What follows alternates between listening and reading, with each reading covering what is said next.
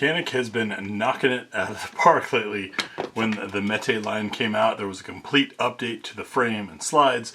More on that is, of course, in our Canik guide over on gbgunsdepot.com. Then the Rival came out, pushing things even further, shifting the weight of the slide, changing the way that the gun handles. More recently, we had the Rival S steel frame. All these, by the way, we've reviewed and are on the channel, of course. Spectacular guns, all big guns, and people have been asking, when the heck is Canik going to do something small like they did back when they did the SC?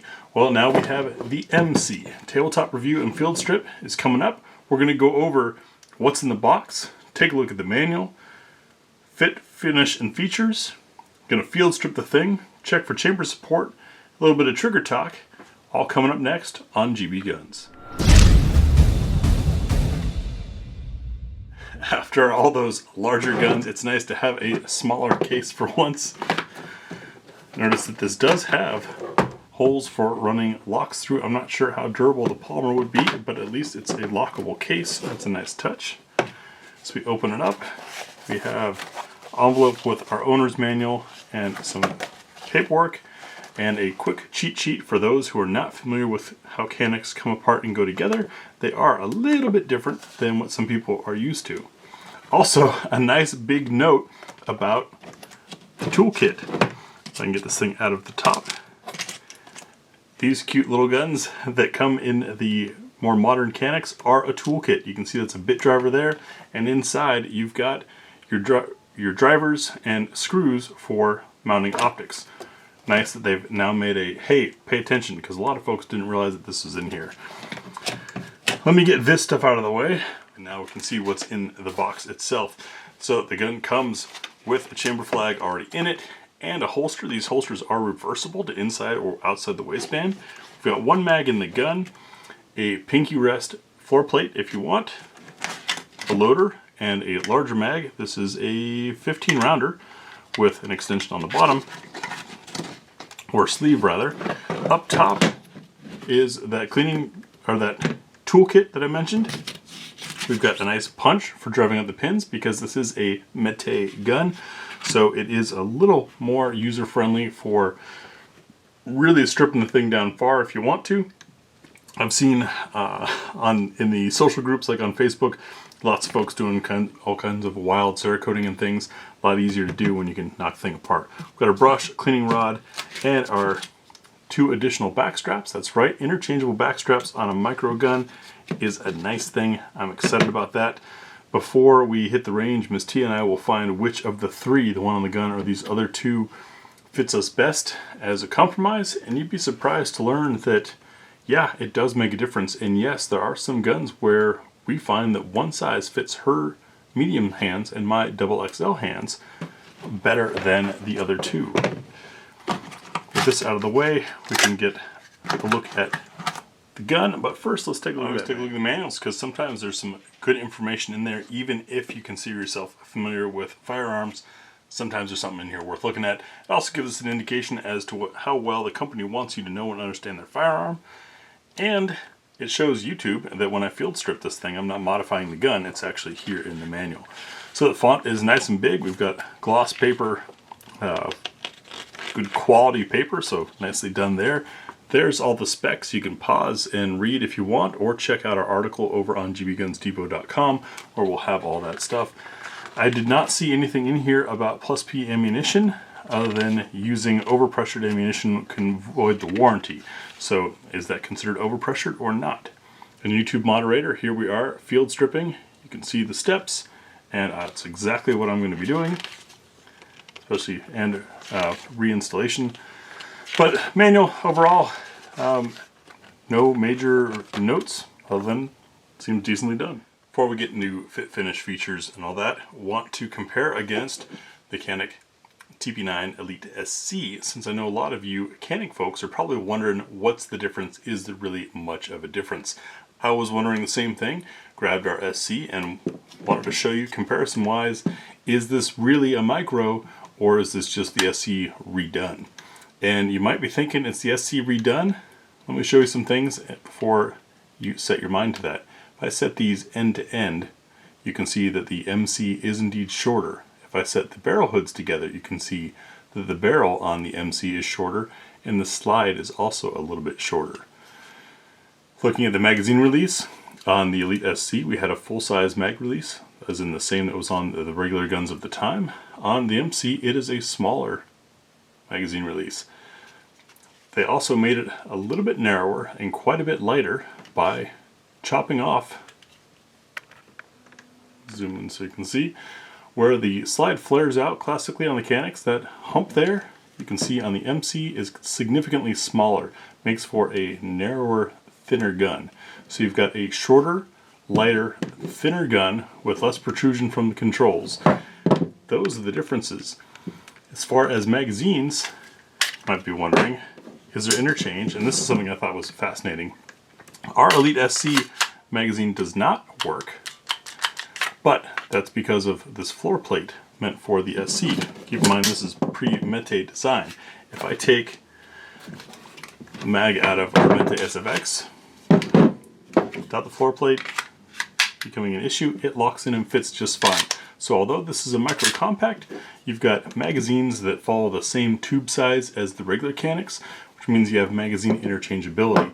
Now if you ever use a magazine like this, where it's from a bigger gun, does not have a sleeve here, like the factory included 15 rounder has that sleeve helps protect the gun and the magazine. Using it without a sleeve, if you jam that in real hard, you run the risk of slightly over inserting, mashing the magazine, mashing the ejector, all kinds of unhappy things that can happen inside. So yes, you can use these, just be careful not to smash them in too hard unless you've got a sleeve on here that's going to serve as your stop there. You can also tell, looking at the back strap, that it is smaller and a smaller frame.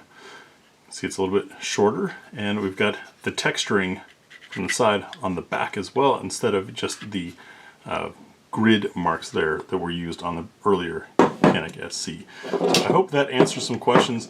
Yes, this is a different gun. Yes, it is smaller and lighter, 12 round or 15 round, or if you want to get silly, you can throw in the big 20 rounder with the extension on it. But you're not really giving up much capacity to get a gun that is slightly smaller, thinner, lighter, and more modern on the design. Now we can take a look at finish, fit, and features of the little guy. Start off, of course, by showing clear, and you notice right up top we have a loaded chamber indicator. This is the type that pops up to give you something you can both see, but more importantly feel when you can't otherwise see if there's a round in the chamber. We know it's clear. We'll check for magazine ejection or release. Nice kick there. Slide is back and the gun is upside down, so you know it's actually kicking. Nice little positive help to get the magazine out of the gun. And we'll check, see how this other side slide release works. It does just fine and locks open. That's nice. Not every gun company that has an ambi slide release has one that actually really functions. So starting up front, you can see we've got a flat front end with the recoil assembly muzzle of the barrel and the end of the slide all ending roughly at the same spot, and we're devoid of that little bit of step. I mean, there's still a little bit there. See if I can get the light to hit it to make reholstering easy, but this is a carry gun, so getting back to the holster really doesn't matter. No gunfights were won by reholstering faster than the other guy. Underneath we have 3 rail spots, which is nice and very optimistic. There's not a whole lot that can fit in that amount of space there, but it does leave you room for those ones that have a rear biased slot if you're adding a light or laser. The front of our trigger guard has a texture for the European style grip if you want. We still have a little bit of an undercut under the trigger guard, not as dramatic as you'd get on the full size, of course, because there's not as much space on this gun to do that in the first place. Our trigger guard is, of course, radiused nicely underneath to prevent Glock knuckle, and you can see our texture on the front strap is that texture that has become known since the Canik METE line came out. A little bit of concave, doesn't seem as much. Maybe this is flatter than the other models. The other ones have a wee bit of concave to them. Just allows room for flesh. An attempt at beveling, Not really, because there's not really room for it on the gun this slim. We do still have that heel. I love that heel for reloads as it serves as a guide to be able to hit the mag against and come in with.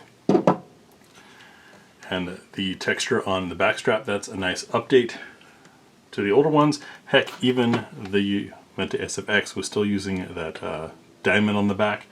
Does it make a difference? Well, the front strap and back strap are the two areas where grip is most important, or at least traction is, as the gun attempts to rock. And little guns like this, that are lightweight, tend to rock even more, so I appreciate that. We still have those dimples there that allow the flesh someplace to go. If your hands are small enough, normally it hits about here on my hand, but with a gun this small, it's hitting in an area that doesn't need it. Slide to frame fit, very tight in the rear, and fairly tight up front. Part of that is the lack of leverage because it's such a short barrel, 3.18 inches, so 0.08 inches longer than your 365, if you will. You can see we have a striker indicator. This pops out when the striker is armed, and when the striker is released, it's gone. So you can know if you've got a dead trigger because the striker has been tripped, or if you're trying to pull on a dead round or not. You can see our sight picture. We have a nice big white dot up front and blacked out rear. I love that. That is easy to grab. And our optics cut, you notice, has moved forward and fits so that you will still have the rear sight. Don't know off the top of my head for sure, but I'm willing to bet this is the micro optic cut, so the Shield RMSC and that size. Coming around the right side of the gun, so we've got our controls. Our magazine release is reversible. Nicely done there. Let's do some trigger talk while we're here.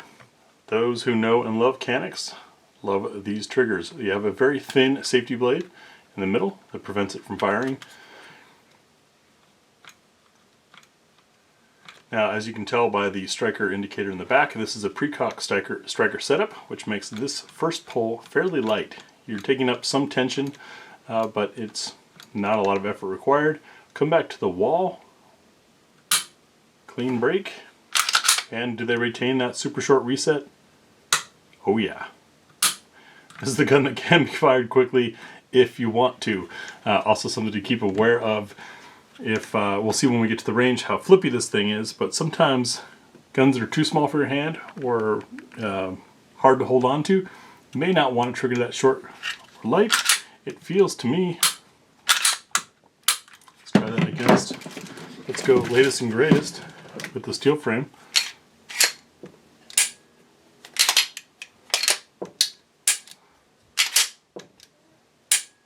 Now, I would say this is a lighter trigger, so Canik did deliberately go with something a little more carry-friendly. Of course, these guns have a lot of rounds through them, whereas this is brand new, so maybe it's a matter of them being broken in. But this trigger, to me, feels more carry-appropriate than most of the other Canik triggers, which is a good thing. I appreciate that and respect that. When this was first announced, one of my concerns was, Canik trigger and a gun that small, that might be a handful, but it seems like they did a good job here. Next, we'll field strip the MC and take a look inside. Field stripping the Caniks is similar, although different from a lot of other striker-fired guns out there, in that the slide doesn't come all the way off the front. I'll show you what I mean. We've checked for clear. We're going to release the striker, pull down on the takedown tabs at that black square on both sides, bring the slide back a little bit forward, it releases, and then just comes off. You'll find a spot where it stops and it comes off the top. Gives us a chance to look inside. And if the camera will focus, you'll see we've got the basic Canik design, which follows very similar to the Walther P99 PPQ. Nice metal insert there. Trigger mechanism looks like it's all on its own little chassis. That actually seems different to me than the others. 2 pins retaining all this, and you see that those pins are divoted. That's for use with the tool that came in the box, so that you can knock this thing out and strip the frame completely if you want to. As far as our slide, we're going to add some pressure on the recoil spring so that it unlocks and comes out. And we've got a steel dual spring setup. I appreciate these dual spring setups. What that tends to do is make the gun a little bit easier to rack because you can get some momentum as you're pulling rearward before the strength of the other spring starts to really play a role. Also tends to make for smoother shooting guns. If that's true or not with this guy, we'll find out when we get to the range. With the Browning action, just tap the barrel to unlock it, bring it forward a little bit, and out. See our barrel chamfered edge on there, and a nice polished broad feed ramp that should be hollow point friendly. And we can take a look inside of our slide. Very nicely machined, very well done. Canik has been just really knocking it out of the park lately. With our tiny little barrel, we'll check for chamber support next. Chamber support is checked with using some nozzler match. I've been using the same box for years to do this because, well, it's really nicely made brass and precision loaded. So I can trust that if this fits or not, it's an indicator as to how the chamber is fit. As far as chamber fitment, it looks all nicely polished there. I can't get any light in to show you. But what we're looking for is dropping this in, listening for the plunk. See if it can turn freely, and it can. And then we want to see how much of the brass forward of that end shoulder, get the camera to focus for you, is exposed, and it looks like none. This appears to be a fully supported chamber. That's something I like to see, although the manual does state that using reloads or overpressured rounds will void your warranty and put you at risk. The reason why a fully supported chamber is important is because the barrel sits in like this, and should you have an overpressure for some reason and the case wants to rupture, that would be where it's not supported. It blows the case out and sends all of that force, about, was it 35 or 55,000 psi, I can't quite remember. I'm sure one of you will comment in the section, for 9mm, out into the gun. It usually blows the magazine at the bottom. It can bulge or crack or destroy your frame, which is the firearm, and scare the bejeebus out of you. Might even hurt you. So it's nice to have a fully supported chamber like this Canik does. As I reassemble this, we'll talk about what will be in the range video, which will be coming up shortly. You will get our cold shots, first impressions, absolute first shots out of the gun from two shooters, Miss Tia and I. And then we'll check full mag +1. Here you guys saw how that went back together. You set it down. Come on. That's not releasing. There we go. Set it back down where it came off. There's a little release, a little relief in the bottom of the slide here. Line that up over your front rails and just pull it back on the slide, and everything will lock up. Quick functions check.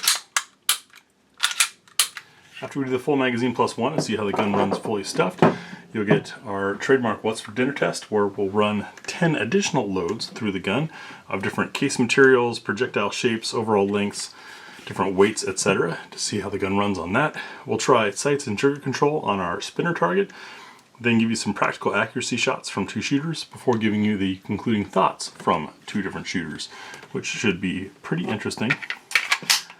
I think in the 12-round mag, it's going to be a little bit short for me, but I did notice this 15-rounder lets me get a whole grip on there, so that's probably going to be my favorite, at least for reviewing the gun. If you get any questions about this or any of the other Canik models, you can check out our guide over at gbgunsdepot.com or leave comments here and hope that I get back to you. Thanks for watching.